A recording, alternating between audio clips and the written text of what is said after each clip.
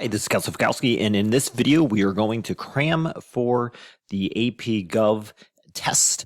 And this is really meant for an overview of the main points that you will likely see on the AP Gov exam. So let's buckle up. This is not meant to be an exhaustive or detailed video. So the exam format, as you see here, 55 minutes, 80 minutes, 4 FRQs, and hopefully you've had an opportunity to practice these 4 types of FRQs. They are detailed on more specific videos on my YouTube channel, should you wish to look at them. So let's dive right into it. Unit 1 is going to be focusing on the theories of democracy. So be familiar with participatory, meaning direct democracy, the elite model, where democracy is controlled by the wealthy and the powerful, and then, of course, the one that's going to be espoused in Federalist Paper number 10 in terms of pluralism, where everybody is competing, nobody is going to be dominating. Now, in the Articles of Confederation, America's first constitution, we have no president, we have no power to tax, you have no national court, all the power is in the hands of the states. Well, this becomes problematic during Shays' Rebellion when the federal government simply can't put down this rebellion. And in comes our U.S. Constitution. This will be devised by our 55 delegates in Philadelphia, the Founding Fathers being very afraid, and we have the Constitutional Convention. So be familiar with the 3/5 compromise. The Electoral College is even considered a compromise. And then, of course, the most famous one, the Connecticut or Great Compromise, which creates our bicameral legislature with the House and the Senate. Now, while the U.S. Constitution has been devised, you need to have the states to ratify, meaning make legal. The only way this is going to really come to fruition is going to be through a Bill of Rights. It's going to be demanded by the anti-federalists, who are really advocates of more power in the states. And this is the only way that they will ratify. So the first 10 amendments in our Constitution guaranteeing specific protections from the federal government is going to ultimately lead to our new Constitution. Now, Unit 1 also really talks a lot about federalism. This is the sharing of power between the national government and the states. The 10th Amendment makes this possible. Up until about the 1930s, the United States had a dual type of federalism where the national government was supreme in its spheres and the state was supreme in its sphere.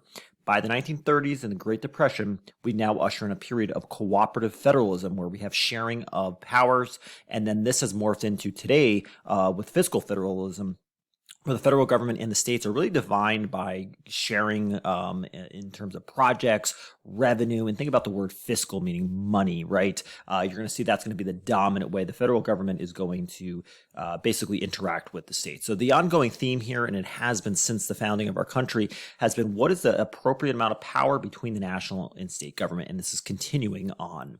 So take a look at this map for a moment. The death penalty by state, what concept does this represent? Well, if you said federalism, you are correct, because states basically get to make their own choices as respect to federalism with respect to reserve powers. So let's move on to Unit 2. Very important to know the exclusive powers of the House versus the Senate, in particular the exclusive powers of in terms of all revenue bills have to start in the House. We have the Rules Committee in the House. We have the Ways and Means, which deals with tax bills, only in the House. And the Senate has the exclusive power dealing with foreign affairs, confirmation of ambassadors, ratifying treaties, and even confirming judicial appointments. But we also do have those mutual powers, such as declaring war, passing legislation. The executive branch, on the other hand, it does have powers, but it is a little bit more limited if you look in Article 2 of our Constitution. So the right to veto, you have the State of the Union, for example, pardoning, appointment power, and that being the greatest way to influence the executive's lasting legacy. We also have informal powers such as the bully pulpit, executive orders, and we've seen the executive branch grow since the time period of FDR. And then in terms of the judiciary, without Marbury v. Madison and judicial review, it would really not be much of a branch. This is going to allow it to check and declare acts to be unconstitutional as it sees needed through the cases appealed through the branch. And then we have the bureaucracy, which technically could be seen as part of the executive branch, which that's really where it does fall, but they are the action figures of government. And they are defined in terms of how much power they have based on the amount of technical expertise. The more technical the executive agency is, the more discretionary authority that it's going to be given. And there is, of course, oversight by Congress. It can abolish it, it can defund it, but keep in mind they are the action figures of government. Here are some very important checks and balances. No, really the big ones here. I'm not going to point them out. You can read here, but these are going to be very important to know. Again, keep in mind just the the major overarching ones that you're probably most familiar with, and that will be useful, especially on FRQs. All right, let's get into Unit 3. This is all about civil rights versus civil liberties. Civil rights, these are rights that specific groups are fighting for in terms of civil liberties. They are being denied, such as voting, for example. Civil liberties, on the other hand, really pertain to all people. So we're talking about freedom of speech, right to bear arms, and this really is at the crux of the 14th Amendment. We have what's called the Due Process Clause and the Equal Protection Clause. Anytime we're talking about civil liberties being denied, we're dealing with due process. Anytime we're talking about civil rights, we're talking about the Equal Protection Clause. Very important part of the 14th Amendment. Now, voting is going to be important as well in the 1960s, and we'll see that the Voting Rights Act denying literacy tests, for example. We'll also see this in conjunction with the 24th Amendment, with poll taxes, and also in Unit 3, we talk about this important concept known as selective incorporation. It's only possible thanks to the 14th Amendment, but basically the Bill of Rights was only meant to pertain to the national government. And it was really assumed that the states would have already incorporated a lot of these amendments already, but not all states did. So the judicial branch, specifically the Supreme Court, can selectively incorporate aspects of the amendments, such as freedom of press and freedom of speech, to now pertain to all 50 states. But they have to do that amendment by amendment, case by case. Definitely know the amendments in terms of the voting amendments, 24th Amendment, 19th Amendment, 17th Amendment. These are really good to reference, especially on an FRQ. Now, the hallmark document of Unit 3 is going to be a letter from a Birmingham jail where MLK is going to be espousing this idea of civil disobedience, really in terms of breaking immoral and unjust laws, confronting that directly. And again, really more of a peaceful approach to that. And I also do have a video on my YouTube channel that goes a little bit more in depth. In terms of a quick question here, which amendments deal with voting rights? Well, I already mentioned some of them, but the 15th Amendment, you should say the 17th, the 19th.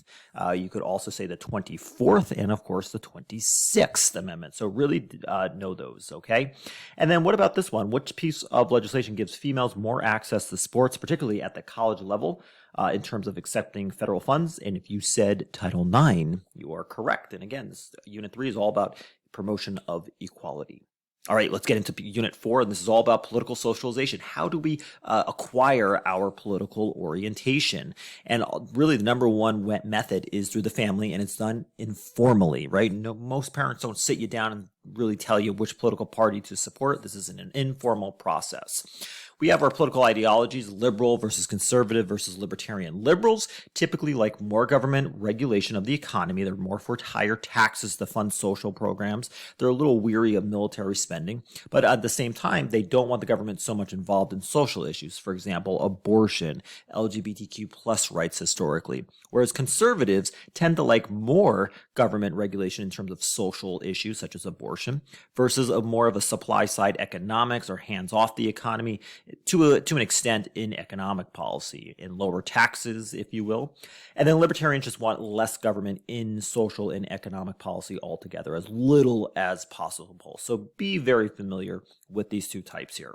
In terms of public opinion, these detect the pulses of what Americans want. It informs members of Congress. Keep in mind, we do this through polling. We need random sampling where everybody has an equal opportunity to be part of a public opinion poll. Also, wording is going to be important to really take out as much bias in the question and the data as much as possible. And you really can want to aim for a sample size of anywhere between 1,000 and 2,000 people if random sampling is done. And Unit 4 is really where you're most likely to see a data analysis type of question from this unit. Okay, so let's quickly look at Pam, a 23-year-old living in an urban setting, works for the government. Which voting demographic is she most likely to belong to? And if you said a liberal ideology or the Democratic Party, you're right. Younger person. We also have women. The gender gap, urban setting typically sees more Democrats than liberals. And even people who work for the government also tend to be a little bit more liberal.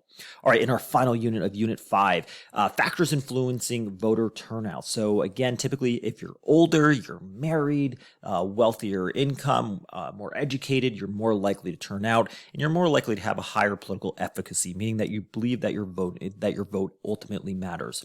When we have members of Congress voting, are they trustees? Are they partisans? Are they politicos? And the number one model is partisan. They typically vote the way of their party, particularly on less important issues. Why is this important? Not all congressmen and women are the same in terms of power. Some are on more important committees that give them more funding in terms of PAC fundings and donations, give them more notoriety and get more media coverage. So just keep that in mind. In terms of third parties, right, we have a winner takes all system. The Electoral College is not very favorable to third parties. It doesn't mean they can't play a role. Sometimes they are spoilers, such as in the election of 2000, but third parties have a much less likelihood of winning elections. If they're going to win them, they're probably at more local and state level, really not national levels overall. There's ballot access issues. Even people see it as a wasted ballot. So keep in mind some of those barriers.